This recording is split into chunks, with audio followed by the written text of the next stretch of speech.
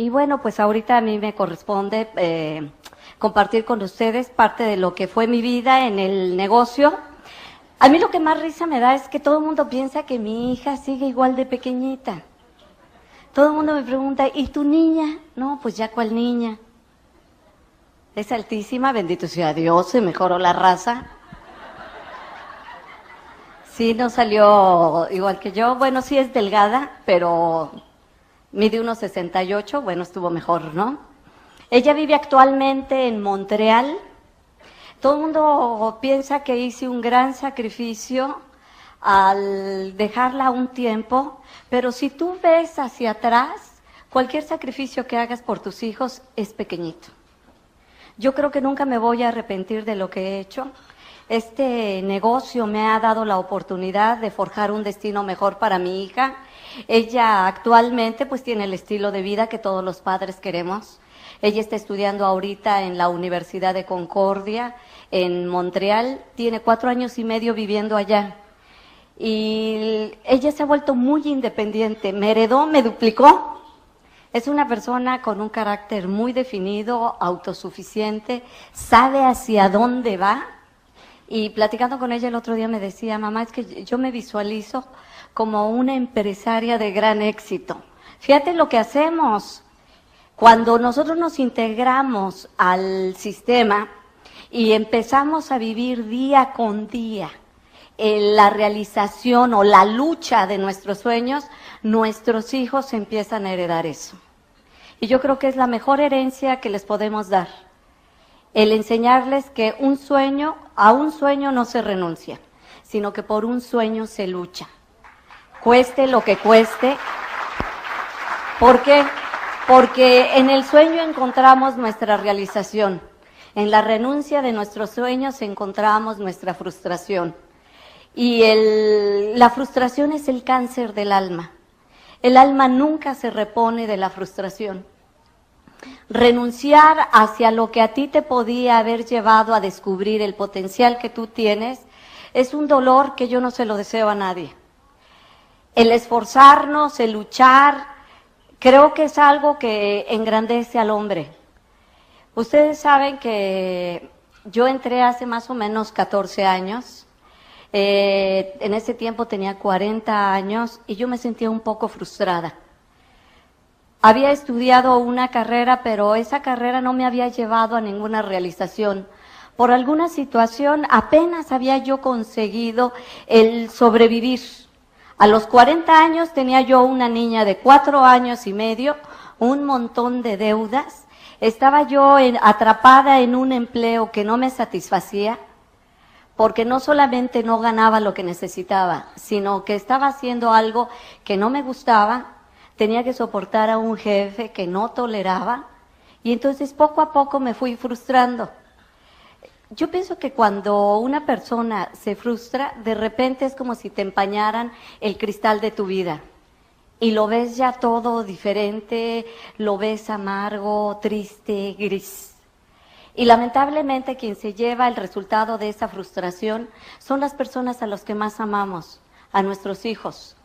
Yo pienso, si no hubiera hecho este negocio, me imagino que ahorita sería una señora, no sé, varicosa, con sobrepeso, frustrada, hablando eternamente en pasado.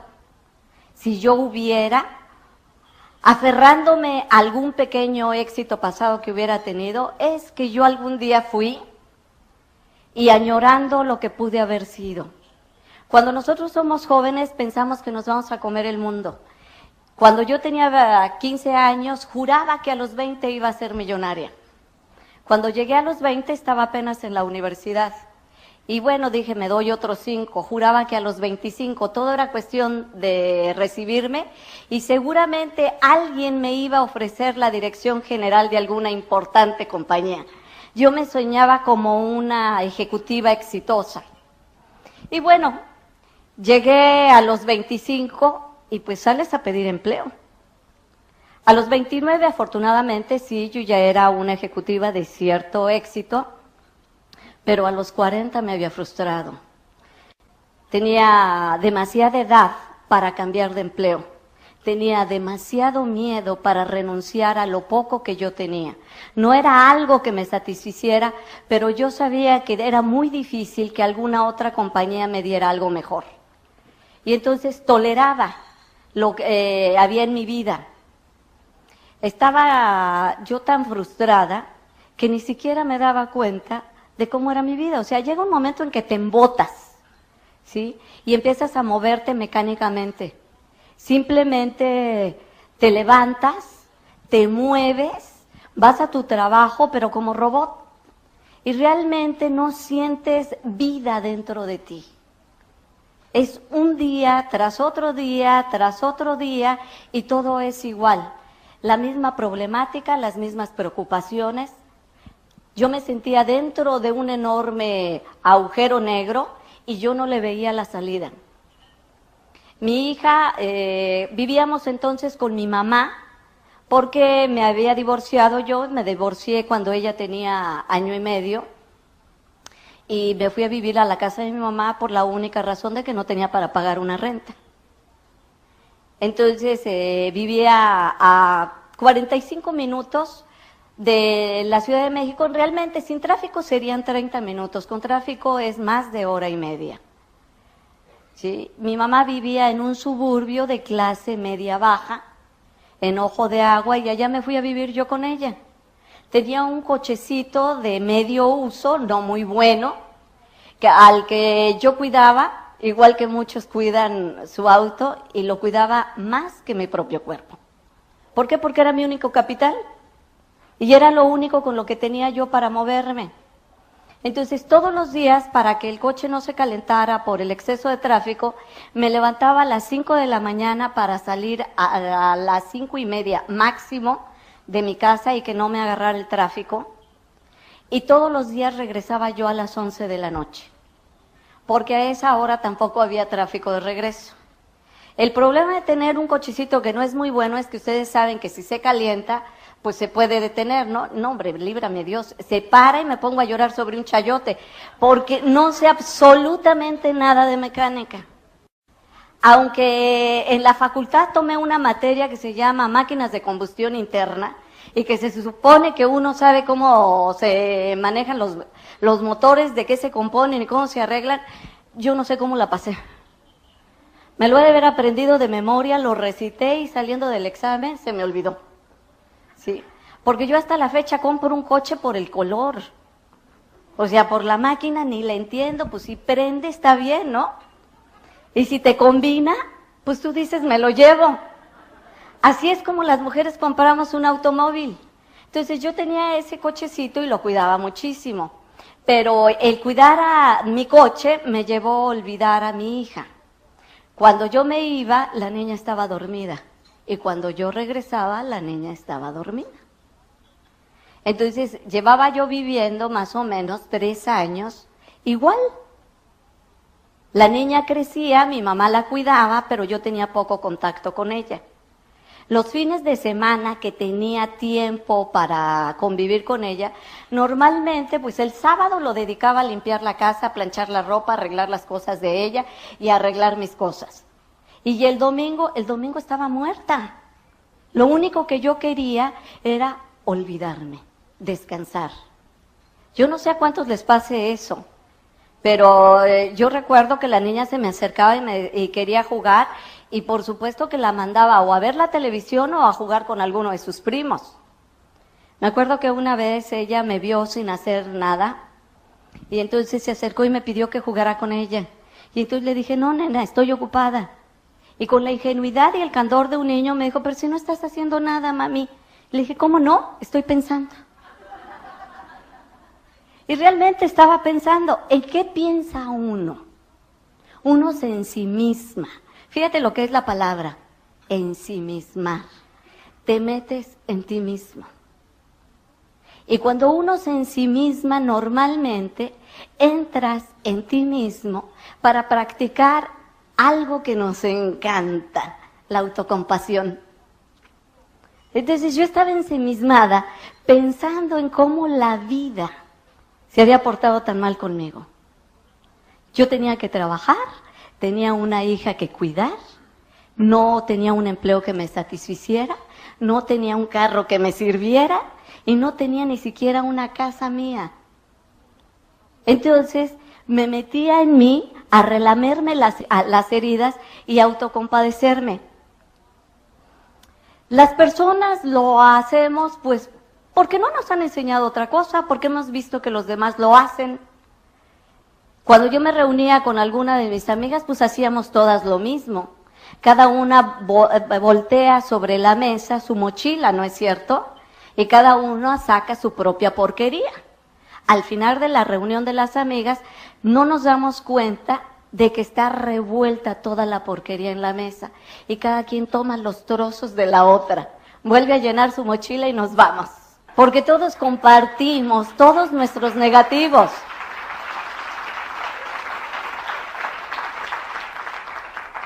Entonces, en esas estaba yo, pero yo pienso que la vida es misericordiosa con cada uno de nosotros. La vida a veces te golpea para ver si despiertas, para ver si nos damos cuenta. Y en eso estaba cuando un amigo mío me regaló un librito. Era un librito de pequeñas historias. No sé por qué me lo regaló. No sé si él sabía que me hacía falta, si lo había leído antes, o simplemente la vida lo utilizó como instrumento y me acercó ese libro. Yo recuerdo que lo abrí y venía una pequeña historia. Hablaba de un niño que va corriendo cuando llega su papá del trabajo y le pregunta, papá, ¿cuánto ganas tú por cada hora de trabajo? El papá, que viene cansado, le dice cualquier cantidad, $5 la hora, por decir algo, ¿sí? Y entonces el niño se le queda viendo y le dice, papá, ¿me puedes dar 3? El papá, enojado, piensa que el niño es un interesado y lo regaña y lo manda a dormir. El niño, apesadumbrado, porque es un niño muy pequeño, de 4 o 5 años, se va a su recámara sin decir nada. Y el papá al rato se queda pensando, si esos $3 a lo mejor no son algo importante para el niño y que finalmente, pues para él, pues, ¿qué más da? Entonces se arrepiente, como nos arrepentimos todos los papás después de que ya la regamos, ¿no? Se arrepiente, va a buscar al niño, lo encuentra dormidito, lo despierta, saca los $3 y le dice, ofreciéndole los $3, le pregunta, ¿para qué quieres este dinero? El niño, sin contestar, levanta la almohada, saca otros $2 y le dice, papá, te compro 1 hora de tu tiempo. A mí esa historia, bueno, me partió el corazón, porque de repente me di cuenta que yo llevaba 3 años sin darle 1 hora completa a mi hija. Estaba yo demasiado ocupada en proveer. Y creo que todos los padres se nos va la vida haciendo eso. Nos preocupamos mucho por conseguir dinero y creemos que llevando el sustento a nuestra casa ya cumplimos. La tragedia es cuando los hijos crecen y nos reprochan la ausencia que tuvieron de nosotros. Y uno queda en un conflicto enorme porque siente que es una ingratitud por parte del hijo el reclamo. ¿Cómo te puede reclamar un hijo tuyo que no hayas estado junto a él si tú te has partido en 4 para conseguir lo que él necesita? Y sin embargo, muchas veces nuestros hijos no son cosas materiales lo que más necesitan. Necesitan quizá más una caricia o una palabra. Necesitan quizá 1 minuto de atención dedicado exclusivamente a él. Yo no lo sabía. Pero cuando leí ese librito tomé una decisión. Teníamos que buscarnos una casa, mi hija y yo, en la Ciudad de México, de manera que las horas que yo invertía en la carretera pudiera dárselas a ella. Y fue acción. Yo ayer les contaba, yo tengo un muy buen ejemplo con mi mamá. Ella nunca se piensa las cosas. Ella es decidir y actuar al mismo tiempo, o sea, no es de voy a, es de estoy ya. Entonces, en el momento en que yo tomé la decisión, al día siguiente empecé a buscar un departamento. Claro, de acuerdo a mis posibilidades. Y cuando uno se toma la decisión, pero en serio, algo pasa. Ustedes lo han leído también en el libro del alquimista, ¿no es cierto? Que dice, el universo se confabula. Y el universo se confabuló, y ese mismo día que yo empecé a buscar departamento, lo encontré. Salí a la hora de la comida, y en 1 hora encontré un departamento cerca de mi trabajo. Inmediatamente hice el cheque, lo aparté y le informé a mi mamá que me iba a México a vivir con mi hija porque le quería dedicar más tiempo. La niña estaba feliz. Empezamos a vivir así 2 meses. Yo arreglé todo en mi trabajo de manera que pudiera trabajar nada más en la mañana y me quedara toda la tarde. Entonces iba personalmente a recogerla a la escuela, la llevaba a la escuela, comíamos juntas, empezamos a hacer la tarea juntas, y para mi hija el mundo de repente se había iluminado, porque su mamá ya estaba con ella. En esas estábamos cuando me encontró el negocio. Una vez un amigo mío pensó en mí porque le habían presentado esta oportunidad. Bueno, entonces, les decía, me presentó mi amigo Sergio, que no es Sergio Rivera, sino Sergio Ruiz, me presentó la oportunidad. Él era amigo mío desde hacía muchos años, de hecho, era mi mejor amigo, hace ya muchos años que no lo veo. Entonces, como nos conocemos, como se conocen los amigos, ¿no? Cada vez que él me contaba algo, yo le sacaba raíz cuadrada, porque yo sabía que lo que él decía siempre era un poco exagerado. Entonces fue y me contó de este negocio. Entonces le dije, no, Sergio, tú siempre andas con tus tranzas y por eso luego nos va mal. Entonces yo no quise saber nada. Pero él me insistió, y la tercera vez que fue a verme, yo vivía en un departamento en el primer piso que tenía las ventanas de pared a pared y con esas persianistas mini blind. Entonces, obvio, cualquier persona desde la calle podía ver perfecto lo que había en mi casa, ¿no? Entonces yo estaba platicando con el papá de mi hija que había ido a verla cuando veo que se estaciona el carro de Sergio, ¿sí? Y en cuanto lo vi, para que él no me viera, que me aviento pecho tierra sobre la alfombra. Y así pecho tierra que me voy hasta la cocina. Pues mi exmarido se me quedó viendo como diciendo, ¿qué onda, no? Y entonces me sigue hasta la cocina y me dice, ¿qué le debes? Y le digo, no, es que me está invitando a un negocio y ya, estoy hasta aquí, ¿no? Entonces le digo a la muchacha, ahorita que toque le dices que no estoy, ¿sí? Y entonces me dice mi exmarido, ¿a qué negocio te está invitando? Le digo, yo no sé, yo no le entendí, yo no sé. Y me dice, ese mismo, ¿sí? Entonces me dice, fíjate que yo no sé exactamente de qué se trata. Mi mujer, porque mi exmarido ya se había vuelto a casar, la invitaron a una reunión y me llevó, pero yo me salí a fumar unos cigarros, así que ni supe. Pero los productos que usan son excelentes. Le dije, ¿qué hay productos? Y me dijo, sí, ¿qué no te dijo él? No, nomás me dijo que había que meter un montón de gente y yo pensé que era una pirámide. Y me dijo, no, los productos son excelentes. Entonces yo ya motivada porque había productos que alcanzo a la muchacha y le digo, bájate por él y dile que siempre sí estoy. ¿Sí?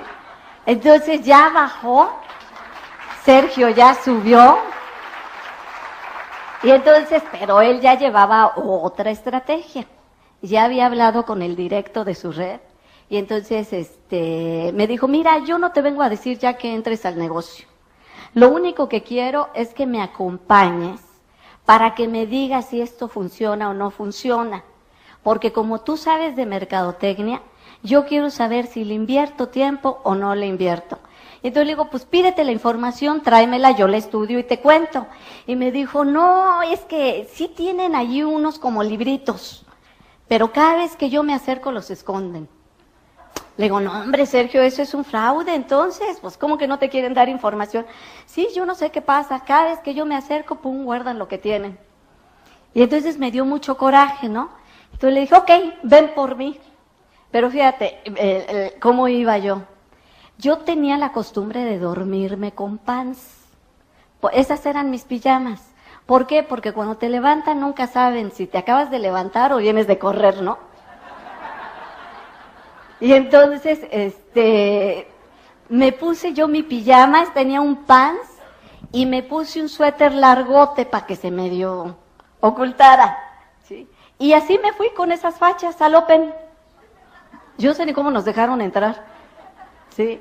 Me fui con esas fachas y entonces ya alguien presentó el plan, pero yo le había dicho a Sergio, 1 hora, porque él me dijo, le dije, ¿cuánto tarda? Y me dijo, 1 hora. Ok, llegamos a las 8, a las 9 yo me salgo. Y que se extiende el que está presentando el plan. A las 9 yo vi hora de irse, vámonos. Entonces, Sergio me dejó ir. Yo dije, me tengo que regresar en camión, ¿no? Pero la directo de él me alcanzó y me llevó el portafolio con toda la información que venía en el kit. Y entonces me dijo, disculpa, pero es que Sergio me dijo que tú eres una persona muy ocupada, que no te podías quedar, entonces te reuní esta información para que la analices. No, hombre, yo me fui, pero súper feliz. Me habían levantado mi sentido de la importancia personal hasta el cielo. Al Sergio no le habían querido dar nunca nada. Y a mí me daban todo el portafolio del kit. ¿Sí? Entonces, ¿cómo me fui? Nunca me enteré que había sistema. Pero yo llegué y empecé a revisar. A mí me interesó lo que escuché, pero no lo comprendí todo totalmente. A mí lo que me intrigaba era de dónde salía el dinero. Yo nada más quería tener claro de dónde salía el dinero. ¿Por qué quería tener claro eso? Porque yo no quería meterme en un negocio fraudulento que se pareciera a las pirámides. Entonces yo revisé todos los libritos, pero pues ni le entendí. Y entonces, me acuerdo, una parte de mí, mi corazón me decía que eso era bueno, pero mi mente me decía, ¿y si te vuelves a embrollar en otro rollo? Entonces yo me acuerdo que yo le pedí a Dios, yo no sé ustedes, yo soy sumamente creyente. Cuando yo no puedo solucionar algo, le pido a Dios que me eche la mano. Y entonces, y que me ilumine las neuronas que sirven, pues para entender, ¿no? Y entonces, me acuerdo que yo me dormí pidiéndole a Dios 3 señales. Le dije, Dios mío, si esto es para mí, dame 3 señales para que yo empiece a hacerlo. Porque yo llevaba meses de pedirle a Él, ponme algo. Porque el dinero no solo no me alcanzaba, sino que yo estaba harta de hacer el trabajo que estaba haciendo. Mi jefe tenía la costumbre de jinetearse la lana de los clientes. Y luego me obligaba a mí a mentir, cosa que además nunca hice. Entonces venía siempre el pleito y el reclamo. Él me decía, no, es que no te pones la camiseta, que no sé qué más. No, pues si ponerse la camiseta era mentirle a un cliente de, ya me mandaron a hacer mis muebles. Y yo, pues la verdad le decía, no hombre, para nada. Y entonces, ya sabes, pues le hablaban a él y se lo ponían, ¿no? Y yo le había pedido a Dios, Dios mío, ponme algo. Debe de existir un empleo en el que no tengas que mentir para ganarte, pues, la papa. Y entonces a mí me latía que esto era bueno. Y yo me acuerdo que me dormí bien tarde y a las 5 de la mañana, pum, vale que me despierto. Acababa de ver claritito de dónde venía el dinero. Yo había trabajado anteriormente en publicidad. Había sido directora de ventas de directora de proyectos especiales de una de las agencias más importantes de México. Y yo sabía que las compañías dedican cuando menos 30% del total de sus utilidades a reinvertir en publicidad y distribución. Entonces de repente lo vi, claro, ellos nos pagan porque nosotros somos los publicistas y los distribuidores. Cuando entendí eso, no, hombre, que me vuelvo a poner mi suéterzote y que me salgo, porque yo no tenía teléfono en mi casa, y que me voy a buscar a Sergio, le hablé por teléfono, y que le digo, Sergio, ya entendí de dónde sale el dinero. Y ahora me dice, ¿todavía estás revisando todo? No, pero ya lo entendí. Y entonces él me dice, ok, ¿qué te parece si lo hablamos a las 10 de la mañana? Pues es que yo estaba tan nerviosa que a mí ni me importó salir a esa hora a buscar un teléfono y despertar pues al que me había invitado, ¿no? Entonces, yo tenía que hacer un viaje a Estados Unidos. Tenía que ir a Oregon precisamente por cuestiones de trabajo. Entonces, me acuerdo que vi a una persona que es amiga mía, es americano, pero él habla español muy bien. Entonces, le comenté sobre lo que estaba pasando en México. Y entonces él, me acuerdo que Andrew, muy sorprendido, me dijo, ¿está la corporación en México? Sí. Cuando yo escuché eso, yo dije, es la segunda señal. Porque Andrew tenía toda mi confianza. Y si él me estaba diciendo que sus amigos, él es psiquiatra de niños, me dijo, mira, yo no lo hago porque yo tengo una profesión que me absorbe. Yo en tu lugar lo consideraría. Para mí esa fue la segunda señal. Un segundo.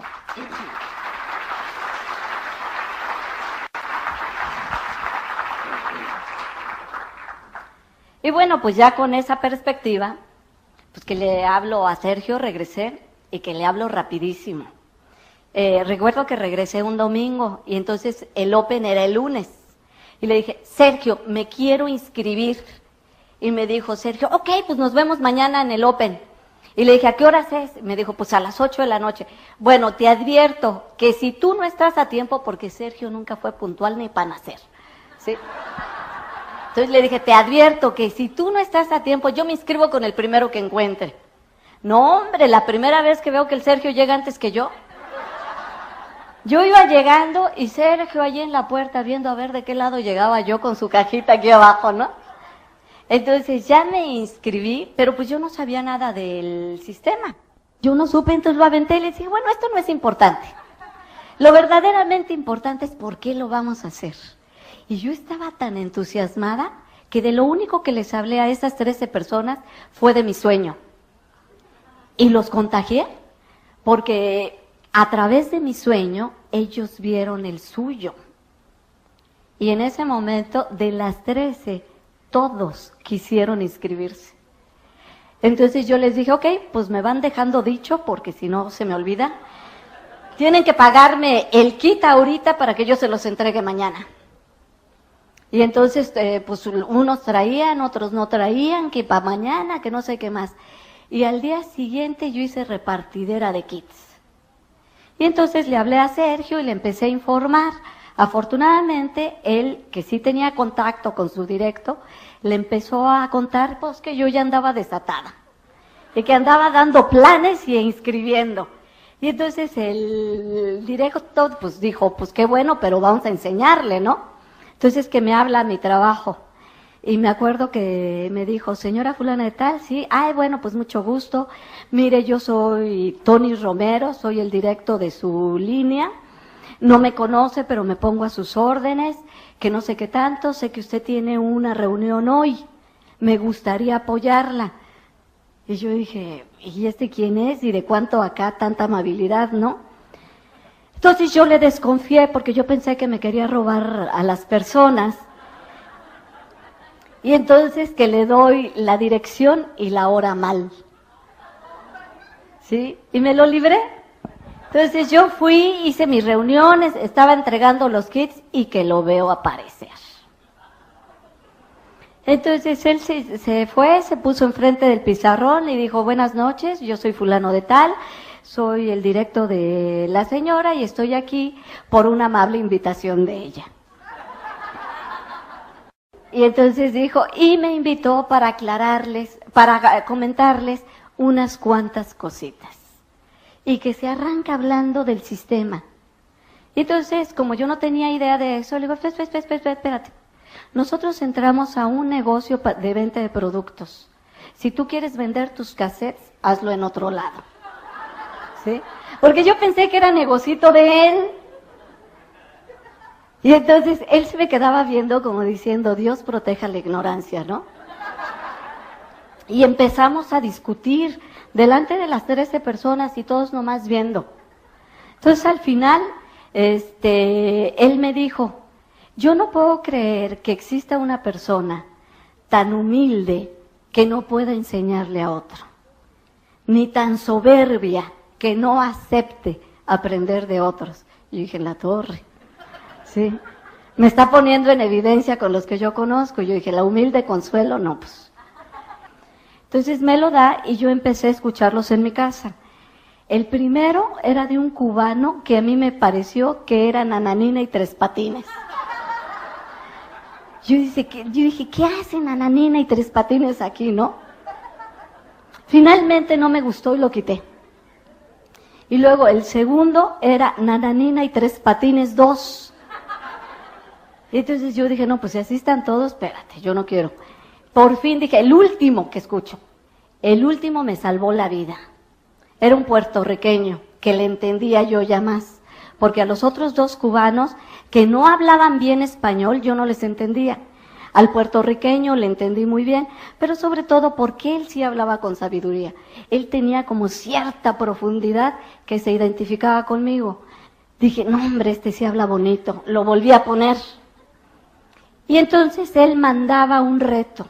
Él decía, haz el negocio por 1 año, pero hazlo igualito, igualito, igualito a como te dice tu línea de auspicio, sin cambiar nada. Si en 1 año no te resulta, déjalo. Pero si te resulta, continúa hasta diamante. Entonces yo tomé el reto de Iván Morales.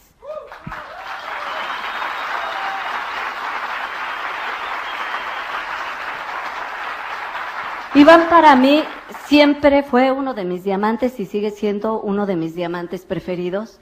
Es de la línea dura, él golpea, él no te dice las cosas con azúcar, te las dice directitas. Y fue uno de los diamantes más exitosos en este negocio. Y gracias a él yo me integré al sistema. Le pedí a Tony, dales cassettes a todos, pero quítales los de Nananina y Tres Patines. Sí, me decía, no, Consuelo, porque los cassettes que a ti no te gustan, a otro lo van a motivar. ¿Sí? A ti estos no te gustaron, pero hay muchas personas que han entrado por esos cassettes. Y yo empecé a hacer el negocio tal cual me lo decía el sistema, tal cual Tony me iba dirigiendo. Tony me convenció a ir a mi primer seminario, lo cual le doy las muchas gracias. Por supuesto, yo fui más que nada por no perder ¿cuántos nos costaban? Creo que $5 la entrada al seminario. Entonces, el día domingo me daba mucha flojera levantarme, llevar a la niña, que la cuidaran, bla, bla, bla, bla, bla. Pero ya había gastado mis 50 pesotes, entonces yo dije, no, ni más, como sea, pues vámonos, ¿no? Entonces fui al seminario y la pareja que dio el seminario fue tan buena que logró convencerme ir a la convención, ¿sí? Entonces voy a la convención, pasa el viernes y yo no vi el compromiso. Pasa el sábado, no hombre, me le enfieré a Tony, porque faltaba nada más un orador, que era Bill Childers, el que iba a cerrar la convención. Un aplauso para nuestro offline. Híjole. Y entonces le dije a Tony, oye, tú me dijiste que yo iba a agarrar el compromiso aquí y ya estamos en las últimas y yo no veo el compromiso. Yo no sé lo que hizo Tony, pero logró sentarnos en una mesa de diamantes. A la única persona que me había invitado a la convención, que se había ido de mi grupo a la convención. Y eso fue porque yo no la invité, sino se pegó. Ella escuchó cuando Tony me estaba promoviendo la convención a mí. Y entonces ella me dijo, oye, Lindita, ¿yo puedo ir? Y yo le dije, pues si quieres. Esa fue mi promoción. Y entonces se fue, ella fue mi primera esmeralda. Por eso es que nunca hay que perder la oportunidad de llevar a las personas a las convenciones, porque ahí es donde se hornean. Todos somos una promesa, pero en una convención la promesa puede cambiar a una certeza. En una convención muchas personas vamos a encontrar la razón, o el valor, o la fuerza, o la energía, o la inspiración, como tú le quieras llamar, para hacer este negocio, para hacerlo hasta sus últimas consecuencias. Entonces regresamos nos sentaron en la mesa de diamantes y yo no sé qué pasó. Estábamos escuchando la traducción por Walkman, ¿sí? Y el mío se descompuso. Entonces me aventé a Childers a capela. O sea, por un lado yo no sé hablar inglés y mi Walkman no servía. Entonces yo veía que Childers hablaba y hablaba. Childers no es una persona que se dirija a todos, sino más bien escoge como que los que tiene enfrente. Y tiene una energía muy especial.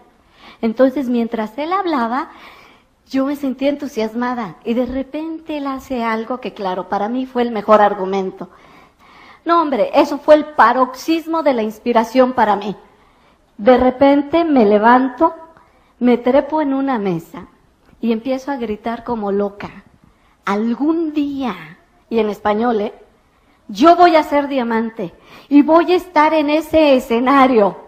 Entonces Childers se voltea y pregunta, ¿qué dice?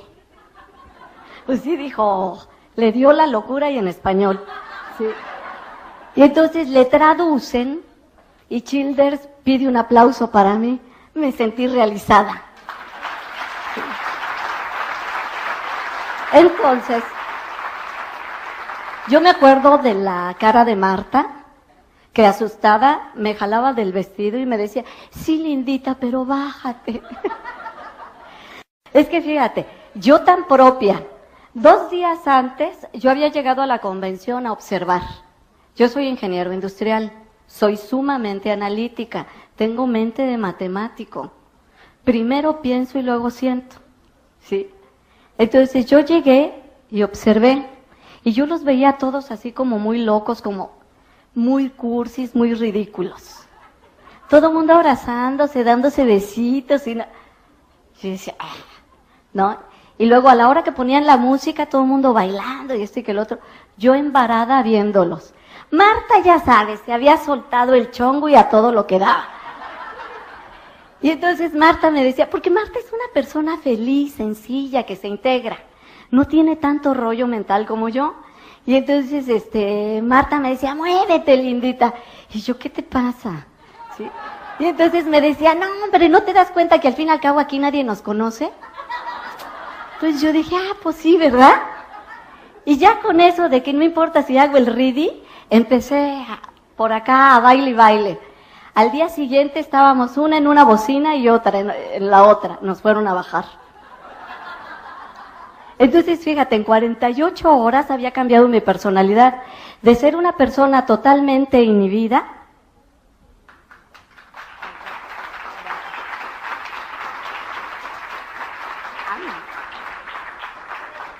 equinacia, ¿verdad? Así, a ver si esto sí ya me abre bien. Bueno, gracias por la equinacia. De ser una persona totalmente inhibida, al día siguiente ya andaba yo dirigiendo el baile. Pues al fin y al cabo nadie nos conocía. ¿Sí? Entonces, ya con eso nos regresamos. No, hombre, yo iba prendidísima. Tony iba feliz. ¿Por qué? Porque yo había tomado el compromiso. Yo había decidido en esa convención que yo llegaba a diamante. E iba a llegar como mi héroe en 24 meses. Lo hice en 22 por el año fiscal, no por mejorar el récord de Iván, ¿sí? Sino porque si no calificaba, pues ya era hasta el otro año, entonces le tuve que tupir.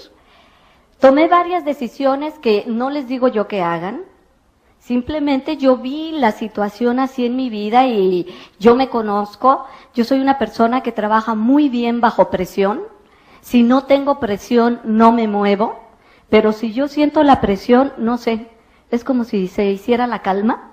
Yo en los momentos más cruciales, yo no me desespero. A mí me entra una paz y una seguridad que puedo trabajar mucho mejor así. Entonces hice cosas que no tenía que hacer, que a lo mejor no le funcionan a todos, pero que a mí me funcionan muy bien. Llegué y renuncié a mi empleo.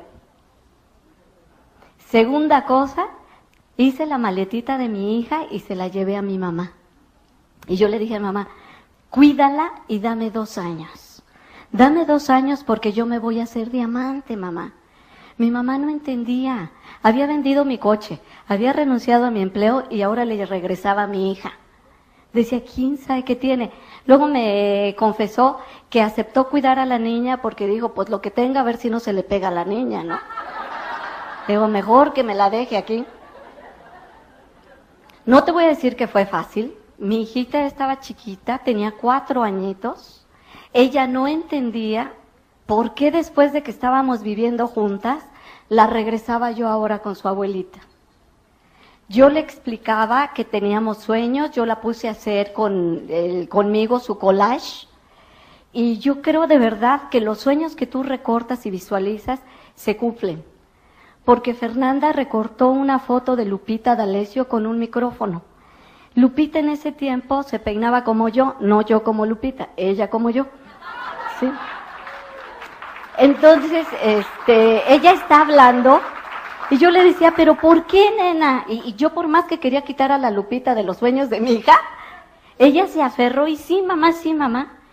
Tengo una fotografía años después, hablando yo en una convención, que estoy tomando el micrófono que parece que estoy cantando. Y tengo un ángulo en donde se me ve más el cabello que la cara. Y veo la fotografía que recortó Fernanda y es igual. Fíjate, ella me visualizó con un micrófono y yo ni idea tenía que después eso sucedería, pero dando una conferencia. Nunca cantando, no hombre, si salen todos y empiezo a cantar. Yo canto tan bien que me utilizan para fumigar, nomás echar. Entonces, yo empecé a ver a mi hija nada más los fines de semana. Pero fue muy bueno porque entonces aprendí a darle tiempo de calidad. Antes, aunque vivíamos juntas, yo realmente no le hacía caso. Como después de que entré al negocio, nada más la iba a ver los domingos, entonces todo desaparecía para mí y lo único que existía era ella. No le hacía caso a mis hermanos que iban a comer con mi mamá, no le hacía caso a mi mamá y solamente éramos la niña y yo. Ahí aprendí a ponerle atención a mi hija, cosa que fortaleció mucho su autoestima. Jamás volví a atender a una persona que me hablara callando a la niña. Callo primero a la otra persona y le pido, ¿sabes qué? Discúlpame, ¿qué me decías, nena? Eso le empezó a dar mucha seguridad a ella. Yo ahora la que la veo hecha una mujer, me da mucho gusto, porque la veo una mujer autosuficiente, segura de sí misma, aceptando el mundo que tiene, sin miedo, dispuesta a enfrentarse a lo que venga, y eso solamente lo tiene un niño que ha tenido atención por parte de sus padres, que no se sabe rechazado.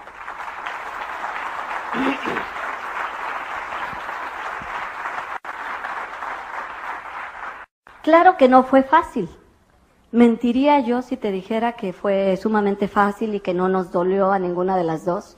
Una de las cosas que más me dolía, por ejemplo, era que ella me preguntara ¿cuándo vamos a volver a vivir juntas, mamá?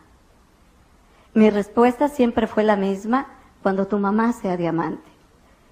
Ella, yo no sé lo que entendería cada vez que le decía eso, pero lo aceptaba como respuesta.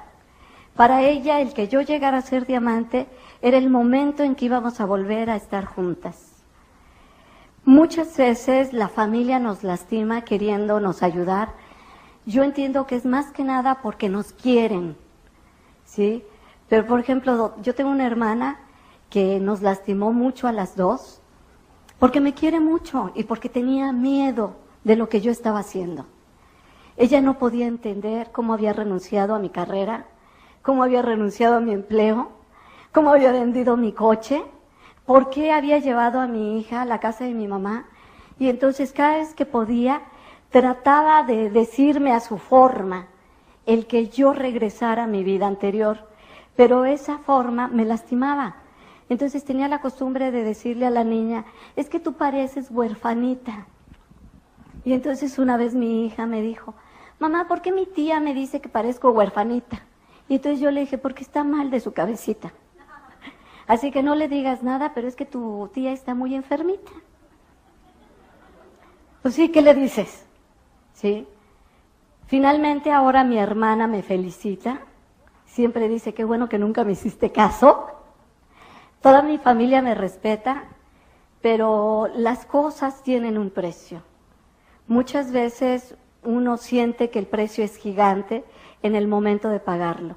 Pero yo te aseguro que el día que tú estés subiendo como diamante, todo lo que pasaste se te olvidó.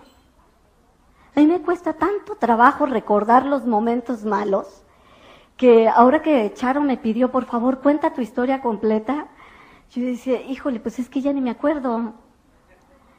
¿Por qué?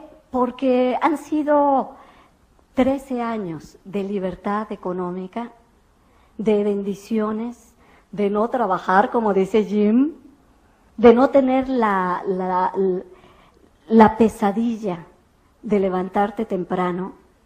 Hace poco tuve un sueño, y se los juro, fue real, Soñé que mi hermana, esta hermana, por alguna situación me convencía de que yo le hiciera un proyecto a su banco, porque yo me dedicaba antes a hacer eso, proyectos para diferentes compañías. Y no sé por qué me convencía y le aceptaba el proyecto al banco. Y de repente estaba yo como a media mañana, eran las 11 de la mañana, con un montón de personas en un restaurante pasándomela muy bien en el jijirijiji. Y de repente me acordaba, si yo ya estoy trabajando, yo tengo que estar en el banco. Y me entraba una angustia porque pensaba, van a correr a mi hermana por mi culpa. Van a correr a mi hermana porque yo no estoy cumpliendo. Y entonces empezaba yo desaforadamente a querer llegar al banco y pasaban un montón de cosas y no podía llegar. Tenía tal angustia que me desperté. Yo dije, ay, bendito sea Dios, solo fue un sueño, yo ya no trabajo. El día que tú no trabajes,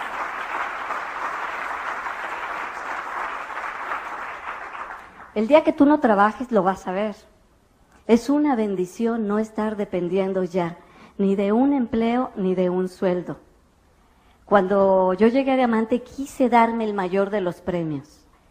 Así que lo preparé todo para que ese día mi hija y yo volviéramos a vivir juntas. Conseguí una casa como nunca la habíamos tenido, una casa gigante. Se la enseñé antes de que yo la empezara a preparar para que nos mudáramos. Y preparé que el día justo, un día después de que terminara la convención, o sea, el domingo, mi hija y yo íbamos a entrar a esa casa para ya no separarnos. Entonces, mi mamá se trajo a la niña, se trajo sus cositas, pero ella se negó a entrar hasta que yo llegara. Entonces, cuando abrí la puerta de la calle, la vi sentadita en su maletita, en el patio de la casa. No había querido entrar hasta que no llegara su mamá. Y en cuanto me vio, corrió, me abrazó y me dijo, gracias mamá por ser diamante. Los quiero un montón.